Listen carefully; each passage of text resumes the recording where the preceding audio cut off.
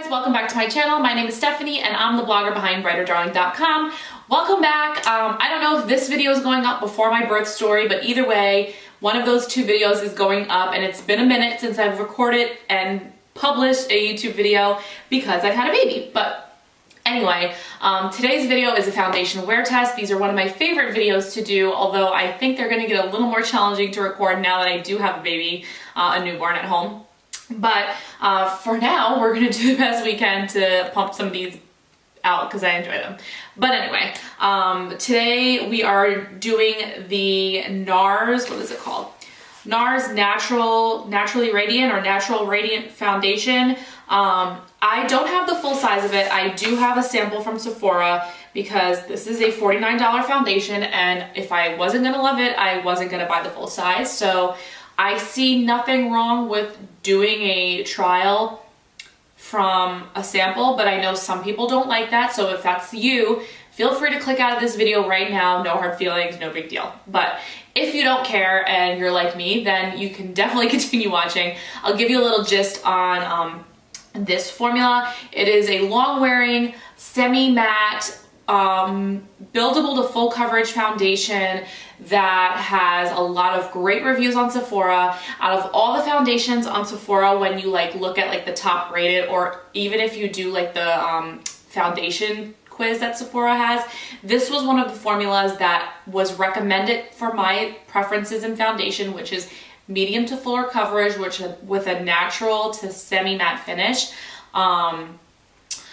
And it's one of the only ones that I haven't tried from Sephora. I've tried so many foundations. I might not have reviews on them, but you can ask me in the comments if you're curious. I've tried so many of the ones recommended. So this was when I had it, and I was really curious because I've heard nothing but good things from other bloggers and friends of mine and even family members who have tried it. So I happened to try it over the last week, so this is not a first impression. I already have thoughts on it and how I feel about it, so we will address that at the end of the video. But anyway, I do want to clarify some stats and basic information before we get into it. So first of all, my skin type. I used to be extremely oily before I was pregnant, like crazy oily. During my pregnancy, my skin went more normal to dry, and it has kind of stayed that way. I would say right now I'm straight normal. I have gotten slightly more oily again, but I cannot say it's anywhere near as oily as I used to be. So I want to categorize myself as normal. I do have very sensitive skin, so I break out very easily to products.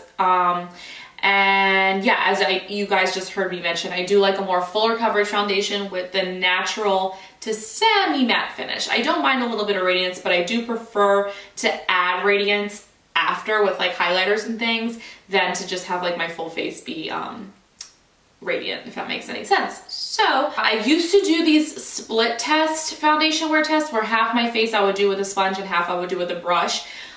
I'm not against doing that anymore. I'm just not doing that in today's video because I've already tried this foundation for several days, and I know for a fact I don't like it with the sponge at all. I found it was way too sheer of an application, and I just didn't like the way it looked. So I just didn't even bother with the sponge. I know maybe you guys would want to see that, but for all intents and purposes, I used my Sigma F80 foundation brush, which is my favorite foundation brush. I find 9 times out of 10, it's the way I prefer foundation to be applied anyway. So in an effort to save time, I didn't use a sponge.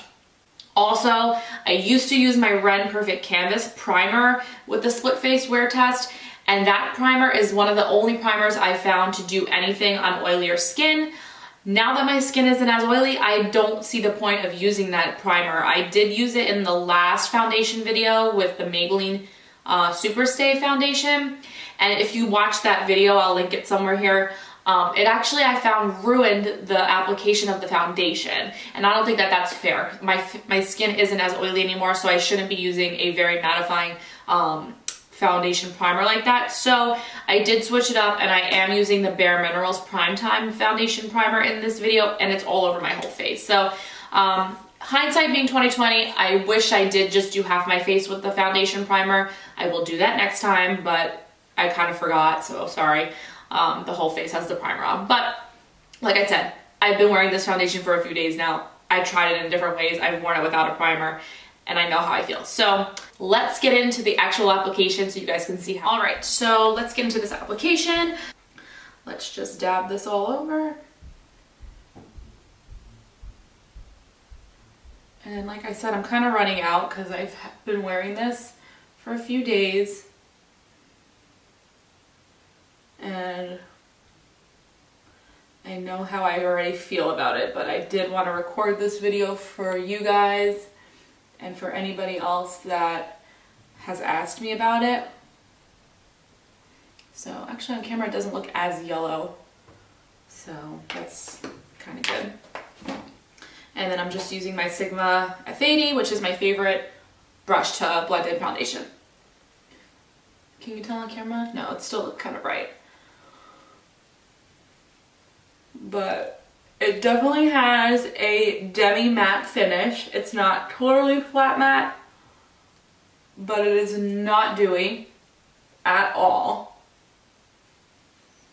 And it dries down moderately quickly, I will say that. Like, not as fast as other like Longwear full coverage foundations, but I find my, for comparison, my Estee Lauder Double Wear has a little more blend time, which I feel like would probably be shocking to people because when you hear like a Radiant Wear foundation, you would imagine it would have more blendability, but I don't find that's the case with this one.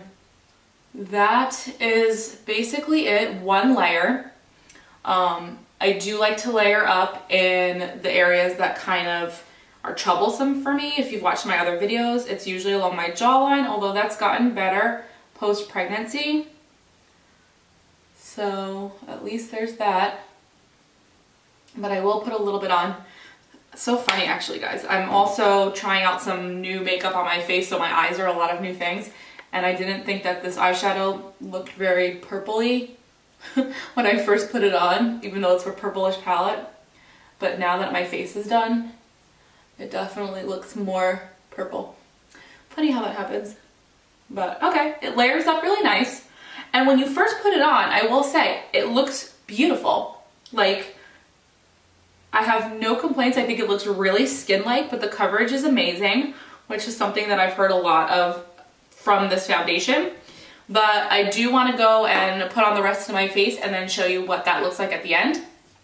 Again, this is just the foundation applied with a brush. All right, let's finish up the rest of the face and I'll be right back. All right, so I have all my makeup on and the foundation worked really beautifully underneath, as it usually does. To run through things, I always link all the makeup I'm wearing below in the description box if you're watching this on YouTube. If you're watching on my Facebook page, go to the YouTube link and you'll be able to find all the beauty products I have on. But just to really quickly run through, the bronzer is the Physicians Formula Butter Bronzer. I'm also trying out some makeup by Avon, so my eyeliner is by Avon. The eyeshadow is this Avon Quad. I also have on a Lancome lip liner with 2 Avon lipsticks I'll have linked below. I have some Bare Minerals stuff on my face, which I'm really loving. One is this Clear Radiance all over face powder. So pretty. It's what's giving like the little bit of luminosity and glow on the cheeks.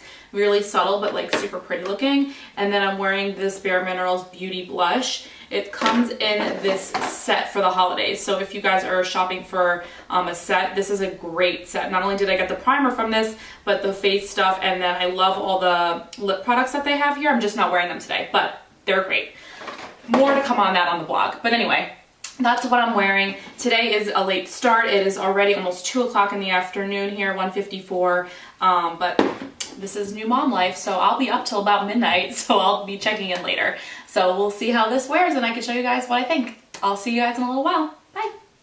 Okay, it's the final check-in. It's 11:12 p.m. I don't have my phone right now, but trust me, it's 11:12.